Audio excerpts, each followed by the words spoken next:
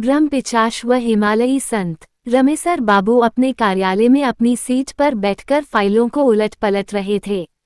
उनका कार्यालय ग्रामीण क्षेत्र में था, जहां जाने के लिए कच्ची सड़कों से होकर जाना पड़ता था। अरे इतना ही नहीं, कार्यालय के आसपास में जंगली पौधों की अधिकता थी।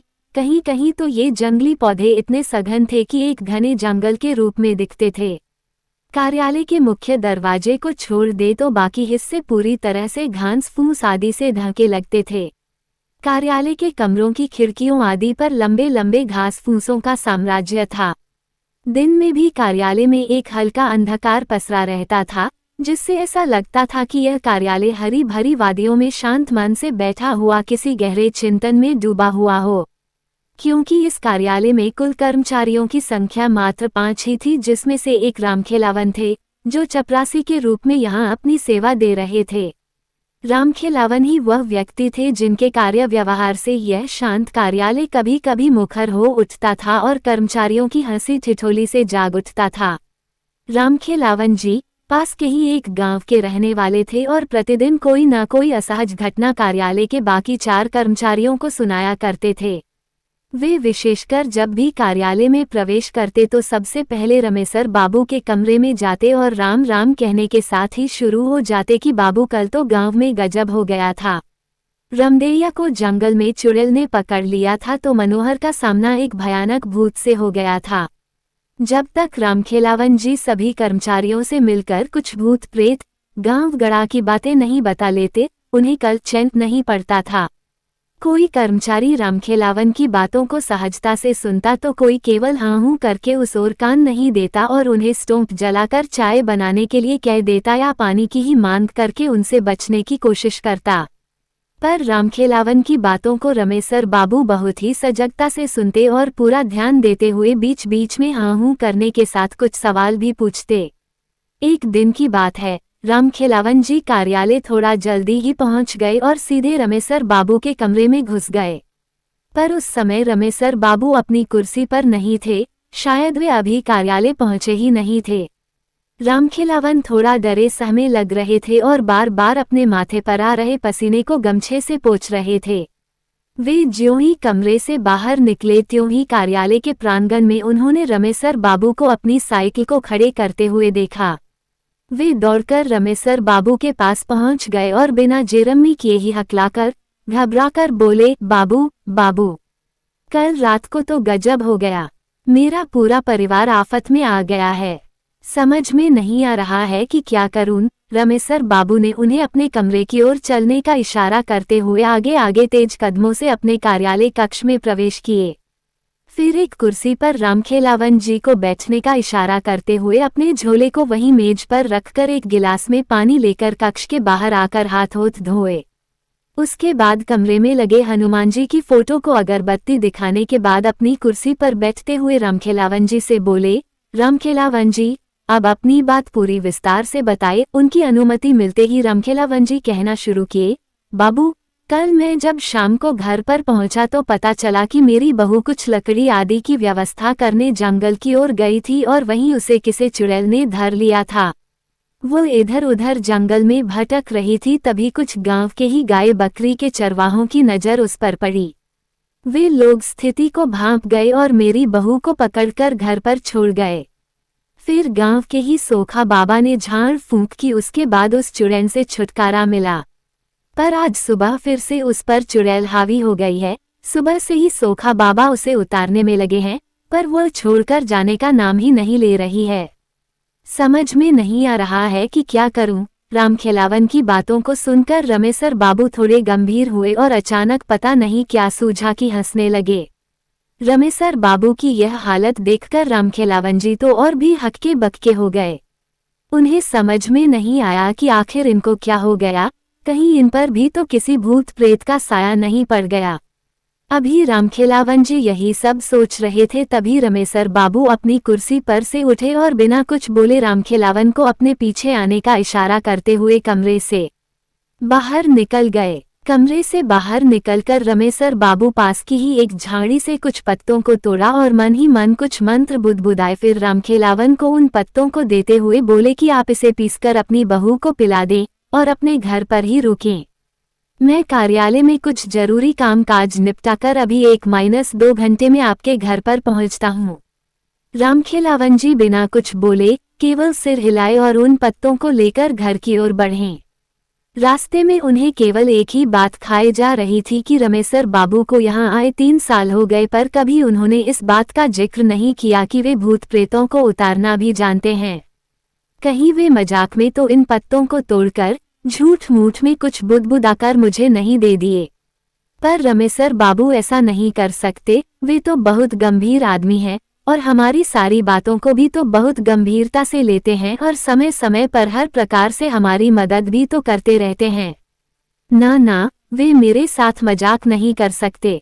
यही सब सोचते सोचते रामखेलावन जी घर पर पहुंच गए। घर के बाहर 10-15 गांव घर के ही लोग बैठे नजर आए। एक खटिया पर सोखा बाबा भी बैठकर लोगों से कुछ बातचीत कर रहे थे। रामखेलावन जी को देखते ही सोखा बाबा बोल पड़े, रामखेलावन, ये चुड़ैल तो बहुत ढीठ है, रात को छोड़ तो दी थी पर सुबह फिर से आ गई।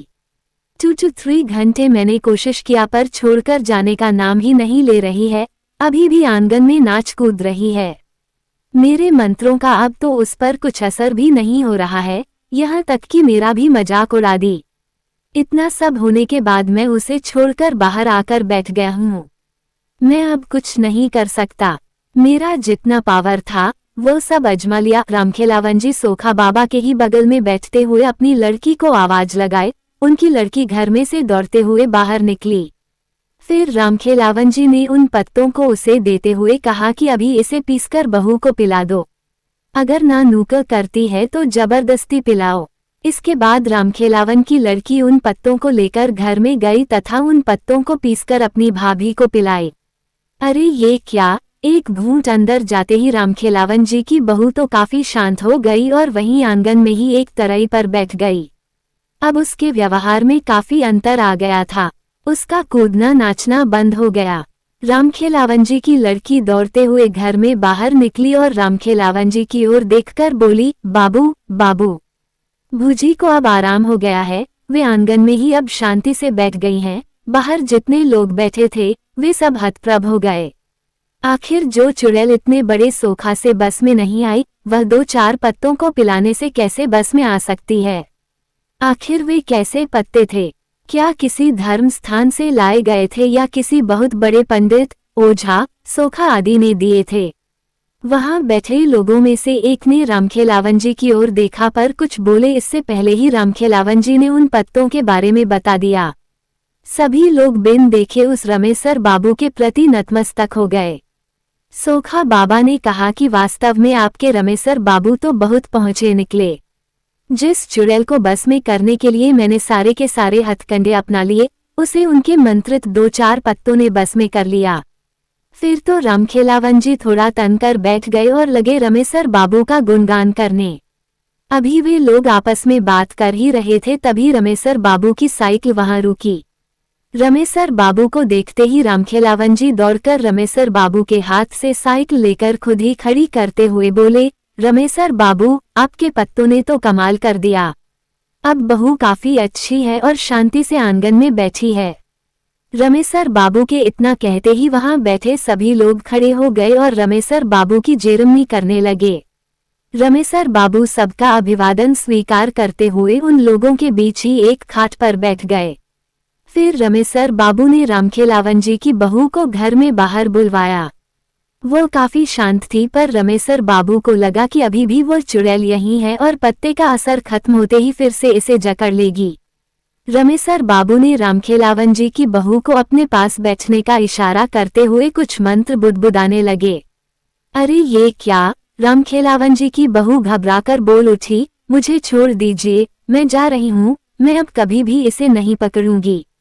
मुझे जाने दीजिए, मुझे जाने दीजिए, मैं जल रही हूँ, मुझे छोड़ दीजिए। उस चुड़ैल को इस तरह गिड़गिड़ाते हुए देखकर रामखेलावन जी की काफी हिम्मत बढ़ गई। वे बोल पड़े, रमेसर बाबू, इसे छोड़िएगा मत, इसे जलाकर भस्म कर दीजिए। पर वह चुड़ैल रामखेलावन जी की ओर ध्यान न देते हुए रमेसर बाबू की ओर दयनीय स्थिति में देखते हुए अपने प्राणों की भीख मांगती रही। रमेसर बाबू काफी गंभीर लग रहे थे। वे रामखेलावन जी की बहू की ओर गुस्से से देखते हुए बोले कि तुम कौन हो और इसे क्यों पकड़ी। इस पर वह चुड़ैल गिड़गिड़ाते हुए बोली कि मैं पास के ही जंगल में रहती हूँ। मैं बंजारा परिवार से हूँ। एक बार हमारे परिवार ने इसी जंगल के बाहर अपना टेंट लगाया था। शाम के समय मैं लकड़ी लेने जंगल में प्रवेश की। मुझे पता नहीं चला कि कब मैं घने जंगल में पहुंच गई और रास्ता भी भटक गई। तब तक रात भी होने लगी थी। जंगल में पूरा अंधेरा पसरना शुरू हो गया था। मैं थोड़ी डर गई थी पर हिम्मत नहीं खोई थी। अचानक मेरे दिमाग में एक विचार आया। मैंने सोचा कि रात के इस अंधेरे में अब रास्ता खोजना ठीक नहीं, कहीं किसी जंगली जानवर की शिकार न हो जाऊं।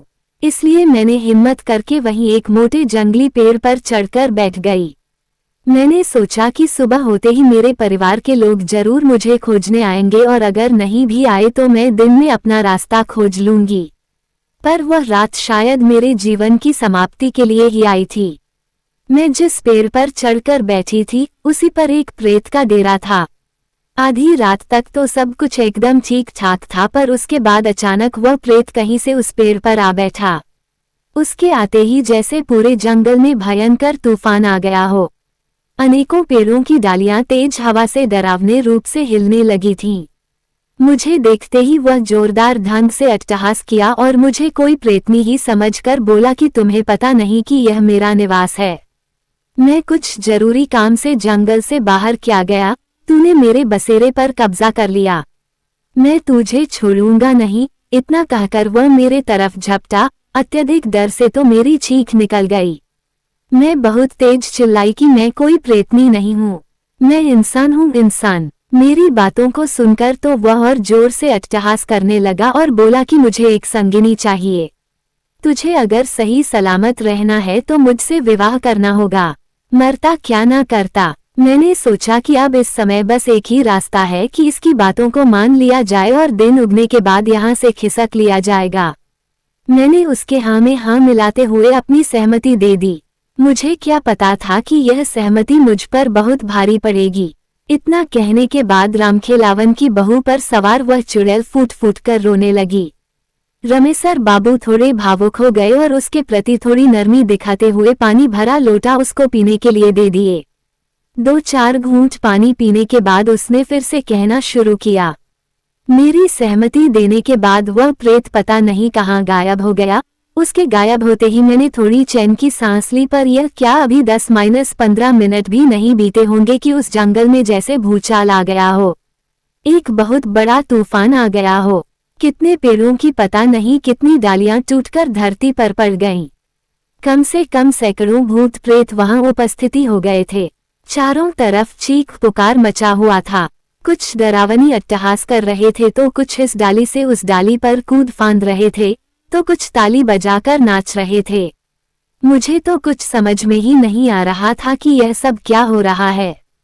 तब तक वही प्रेत फिर से मेरे पास प्रकट हुआ और बोला कि विवाह की व्यवस्था करने चला गया था, अपने परिवार वालों को बुलाने चला गया था। शादी में इन सबको भी तो शरीक करना होगा।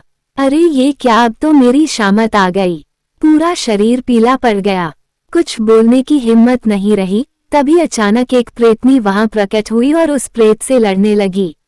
वो प्रेतनी बोल रही थी कि मेरे रहते तू दूसरी शादी करेगा, कदापि नहीं, कदापि नहीं, मैं ऐसा नहीं होने दूंगी। और इतना कहने के साथ ही उस प्रेतनी ने उस डाल से मुझे धक्का दे दिया और जमीन पर गिरने के कुछ ही समय बाद मेरी लीला समाप्त हो गई थी। इतने कहने के साथ ही वह चुड़ैल फिर से रोने लगी थी। इसके बाद रमेसर बाबू ने उस चुड़ैल को चुप रहने का इशारा करते हुए कहा कि आज के बाद तू इन गांव वालों को कभी परेशान नहीं करोगी। चुड़ैल ने हामी भरते हुए कहा कि ठीक है, पर मैं तो एक बहुत ही छोटी आत्मा हूँ। इन पास के जंगलों में पता नहीं कितनी भयानक भयानक आत्माएं विचरण करती हैं।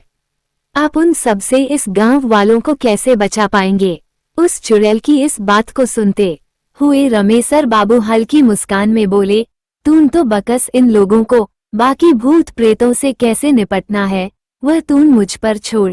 इसके बाद रमेसर बाबू ने लोगों को अब कभी न पकड़ने की बात उस चुड़ैल से 3 बार कबूल करवाई तथा साथ ही उसे थूककर चाटने के बाद ही जाने दिया। तो पाठकगण, रमेसर बाबू ने उस चुड़ैल से तो गांव वालों को छुटकारा दिला दिया, पर क्या वे दूसरे भूत प्रेतों से उन गांव वालों की रक्षा कर पाए?